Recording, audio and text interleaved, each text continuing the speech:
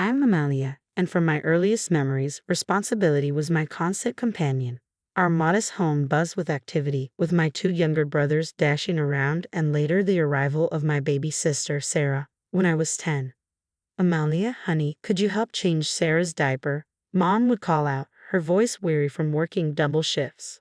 Without hesitation, I dropped what I was doing and rushed to her aid. That was our normal. Everyone pitched in except for Sarah.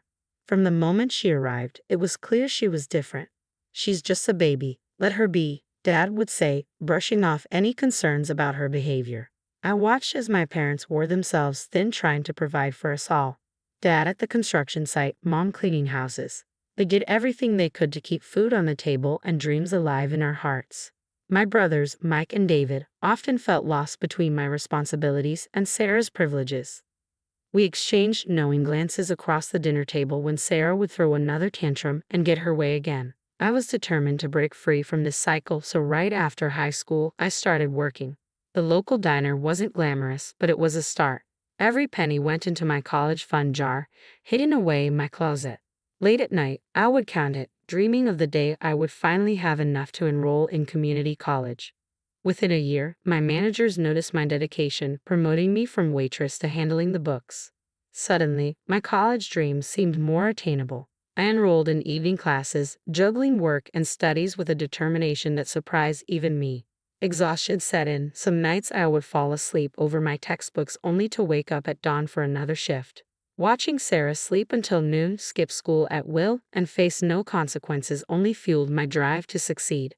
You're going to burn yourself out, Dad warned one evening, finding me studying in the kitchen at midnight. I looked up from my accounting homework and smiled. Maybe, but I'm going somewhere, Dad. I promise you that.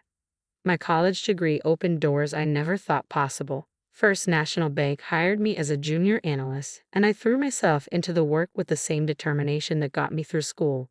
Within months, my supervisor pulled me aside. Amalia, I've never seen someone pick things up so quickly, she said. Keep this up, and you'll go far. She wasn't wrong. I had a knack for numbers and an even better one for dealing with people.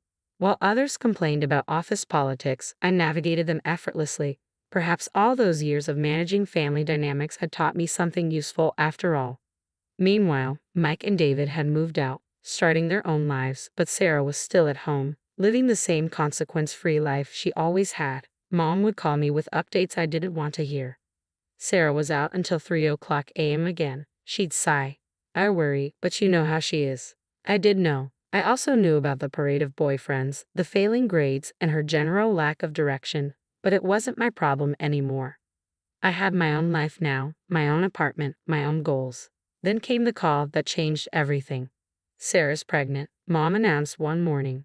The father's gone to Arizona. He wants nothing to do with it. I gripped my phone tighter as she continued. And we'll help her raise the baby, of course. What else can we do? Of course, they would. Sarah was still their precious baby, even at 18 and pregnant with her own child. I stayed silent, already knowing what was coming next. You'll help too, won't you, Amalia? Come over on weekends. You're so good with children. That's when I began developing an impressive array of excuses. Urgent work projects, professional development courses, client meetings, anything to avoid spending my precious free time taking care of yet another child. I don't understand you anymore, Mom said during one particularly tense phone call. You used to be so helpful. I used to be a child forced to be helpful. I corrected her. I'm an adult now, with my own life. But family works both ways, Mom. Or have you forgotten the money I send every month? That usually shut her up, at least temporarily. The checks I wrote were substantial enough to cover Sarah's prenatal care, baby supplies, and ongoing expenses, but they were never enough to buy their approval. My Aunt Lisa told me over coffee one day, "They're calling you heartless behind your back, you know, saying you've changed, become cold." I stirred my coffee slowly, watching the cream create patterns in the dark liquid. Let them talk. They've never understood me anyway. They say you're ungrateful, she pressed. I looked her straight in the eye. Ungrateful for what? The privilege of raising their other children. The opportunity to now raise their grandchild. I've earned everything I have, Aunt Lisa. The promotion to senior analyst came through that week, along with another salary increase, and so did the checks I sent home. But I kept my boundaries firm. No weekend babysitting, no emergency childcare, no last-minute favors. Let them call me callous. I had spent enough of my life being the responsible one. Between client meetings and financial reports, romance wasn't exactly a priority. My dating app sat mostly unused on my phone, until that rainy Tuesday night when James's message popped up. Something about his profile seemed different. Maybe it was his genuine smile or the absence of shirtless gym selfies. I work in finance, his message read. I'm actually an investment advisor. Maybe we could bore each other with market talk over coffee. That coffee turned into dinner, which turned into weekends, which turned into 2 years of a relationship I never thought I'd have time for. James was patient, understanding of my work schedule, and somehow managed to make me laugh even after my most stressful days. You know, he said one evening as we walked through the park, I never thought I'd find someone who understands both compound interest and my terrible jokes. Then came the proposal. Nothing flashy, just us in my apartment after a home-cooked meal. I can't imagine my life without you, he said, holding out the ring. Marry me? I said yes before he could even finish the question, and introducing James to my family went surprisingly smoothly. Even Sarah behaved herself, which felt like a minor miracle. My parents were overjoyed, thrilled that their workaholic daughter was finally settling down. He's wonderful, Amalia, Mom gushed after our first family dinner. Did you see how great he is with Tommy? She added, referring to Sarah's son, my nephew, who had instantly taken a liking to James. The wedding was beautiful and married life began perfectly. James fit into the family as if he had always been there, spending hours playing with Tommy, teaching him to throw a ball and build with blocks. I noticed Sarah watching these interactions with an intensity I didn't quite register at the time. He's going to be such an amazing father, she remarked, smiling at me meaningfully. You're so lucky, Amalia. That's when the questions began, first from my family and then from James himself. Don't you think it's time? He'd ask, watching Tommy run around our living room. We're not getting any younger. I explained my position again and again. I want us to be completely ready. We need our own house first, not just this apartment. We need savings, security. But we're doing well, he would counter. We both have good jobs. What are we waiting for? For the right time, I insisted. One child when we're ready, that's the plan we agreed on. He would sigh and drop the subject, but I could feel his disappointment. At family gatherings, I'd catch him looking wistfully at Tommy. Your sister manages just fine, he'd say sometimes, not quite hiding the edge in his voice. My sister lives with her parents and relies on their retirement savings. I'd reply, that's not what I want for our child. The tension grew slowly, almost imperceptibly, like storm clouds gathering on a sunny day. I could sense the rain coming, but I told myself it was still far away. I was too focused on my next promotion, my house savings fund, and the 5-year plan I had carefully crafted. 5 years into our marriage, spring cleaning still meant sorting through James's mess. He could never keep his side of the closet organized. That Saturday morning started like any other, me sifting through old receipts, forgotten gym clothes, and the usual clutter. That's when I found it, a phone I had never seen before, tucked behind his winter sweaters. My stomach tightened as I picked it up. It wasn't his work phone, nor his personal phone. It wasn't even locked. My hand shook as I opened the messages. The first one I saw was from Sarah. Miss you already. Can't wait until Saturday when she's at work again. There were hundreds of messages, pictures and conversations I wished I could unsee. Oh, she's so clueless, always at the office. All she cares about is her precious career. The timestamps went back months. My legs gave out, and I sank to the closet floor, reading message after message, each one worse than the last. Then I saw it. Baby's definitely yours. Doctor confirmed today minus 12 weeks along. I don't remember driving to my parents' house. I don't remember much except the phone clutched in my white-knuckled grip. Sarah was there, of course, watching Saturday morning cartoons with Tommy, one big happy family. What the hell is this? I threw the phone on the coffee table. Tommy looked up startled, and Mom quickly sent him to play in his room. Sarah didn't even flinch. She picked up the phone, scrolling through it casually as if checking the weather. Oh well, I guess you know now. That's all you have to say. You're sleeping with my husband, I shouted, disbelief washing over me. She shrugged, as if it were no big deal. Actually, we're in love, Amalia. These things happen. And now, with the baby coming, James and I want to get married once you stop being difficult about it. Difficult? I couldn't believe what I was hearing. Well, yes, Sarah said, like she was explaining something simple to a child. You never wanted children anyway. You're too busy with your precious career. James needs a real family. I turned to my parents, waiting for them to say something, anything, to defend me or condemn this betrayal. Instead, Mom sat down next to Sarah, patting her hand. Amalia, try to be reasonable. Tommy needs a father figure, and James is so good with him. And now with another baby coming. Reasonable? My voice cracked. My husband and sister are having an affair, and you want me to be reasonable. Dad cleared his throat. Well, you never wanted children, honey. And James has always wanted to be a father. Maybe this is for the best. When was the last time you even cooked him dinner? Mom interjected. Sarah would make a proper wife. I looked at them, my family all sitting there defending the indefensible. Sarah, smug and pregnant with my husband's child. Mom already planning the next wedding. Dad avoiding my gaze but clearly on their side. A proper wife. I repeated numbly, just like your precious Sarah, who sponges off you and sleeps with her sister's husband. Sarah rolled her eyes. Don't be dramatic, Amalia. Just go back to your big office and your important meetings. Leave the family stuff to people who actually care. The drive home from my parents' house felt like a blur, the world around me seeming unreal, as if I were merely an observer of someone else's life unraveling. When I stepped through the front door, James was in the living room, acting as if it were just another ordinary Saturday. Hey, honey, he turned to hug me, his familiar smile plastered on his face. The same smile I once loved, now twisting my stomach into knots. I stepped back and held up his second phone.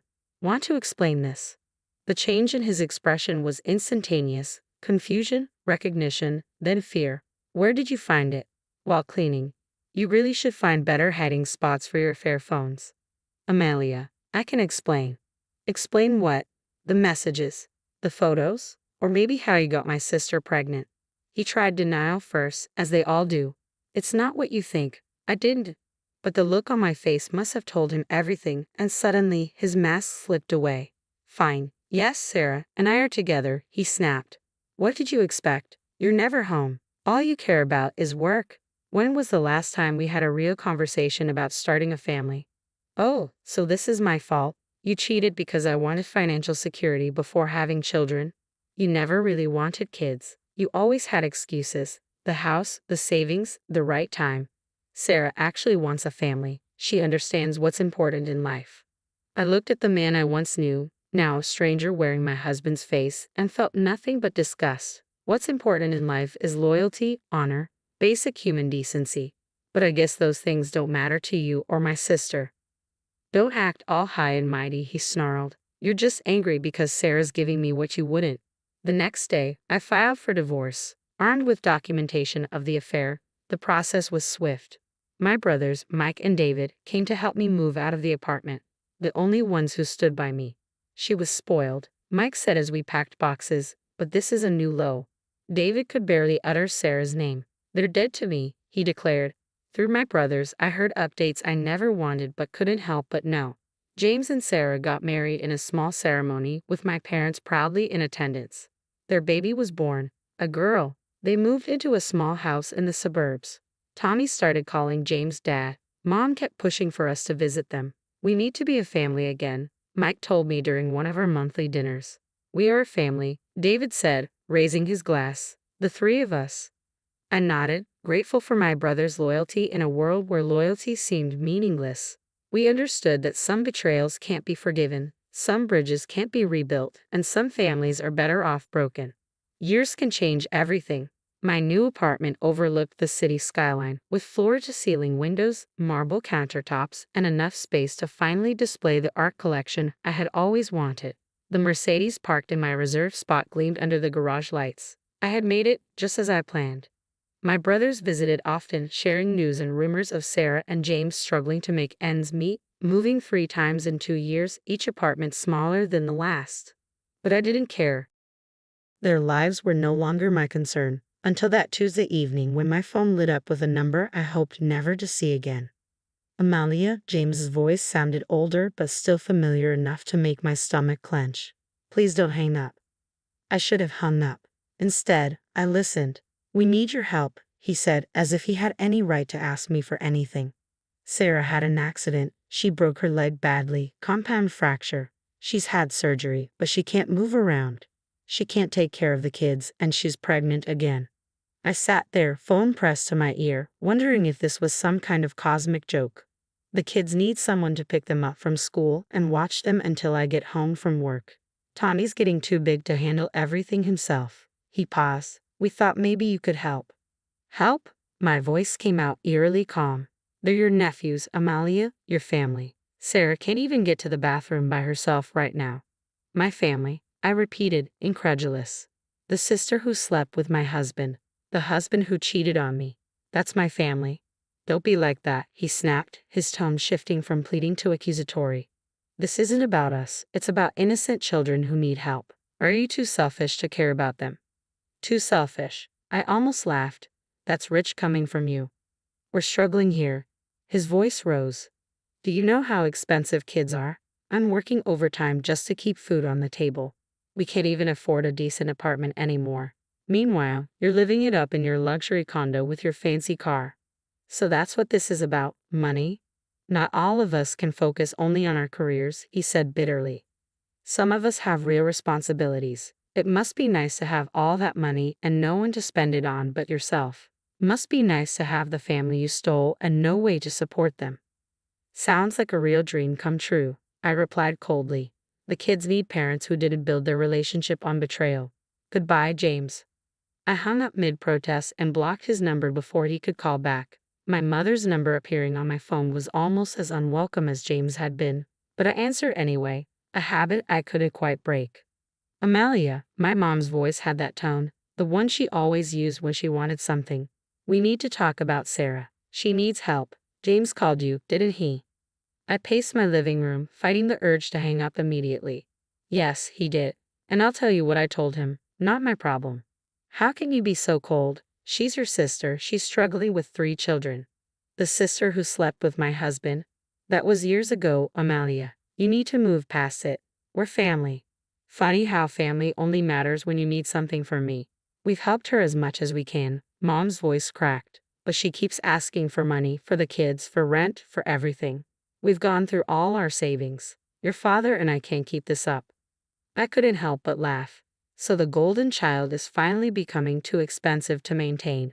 Don't be cruel, she said. She's never learned to work, support herself, or take responsibility for her actions.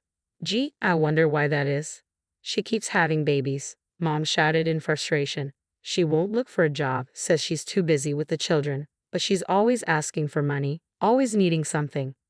Sounds like exactly the person you raised her to be, I said coldly. The princess who never had to face consequences. You have no right to speak to me like that, Mom's voice rose. I am your mother.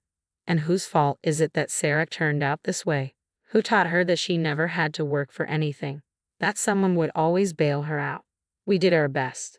No, you did your easiest, and now you're calling me because the monster you created is too expensive to feed. You have a duty to help your family. Mom was almost shouting now. After everything we've done for you. Everything you've done for me, you mean like supporting my sister when she had an affair with my husband, or like calling me selfish for wanting financial security before having children? I don't owe you anything. I hung up before she could respond, my hand shaking with 4 years of pent-up rage. The expensive view from my apartment windows suddenly seemed like the best revenge. I had built my life exactly as I had planned it, without their help or their approval. Mike called me one evening while I was reviewing quarterly reports. You'll never guess who tried calling me today, Sarah. I already knew. The desperation tour was making its rounds. Bingo, Mike continued. Wanted me to help with the kids, maybe loan them some money until they get back on their feet. He snorted as if they were ever on their feet to begin with. What did you tell her? Same thing David told her yesterday. That some betrayals can't be undone. That what she did to you wasn't just cheating. It was destroying a family. She started crying, saying we were being cruel. That family should help family. I leaned back in my office chair, looking out at the city lights. I reminded her she didn't treat family with any kindness. Good, you're both better off without them. I smiled at my brother's support. Thanks, Mike. Don't thank me yet. David and I have been talking. We want to do something nice for you. Like what? Come out to dinner with us next weekend. We'll treat you to a meal somewhere nice." "Sounds good," I replied, not bothering to hide my excitement. I could use a night out with you guys. I finally felt free, truly free.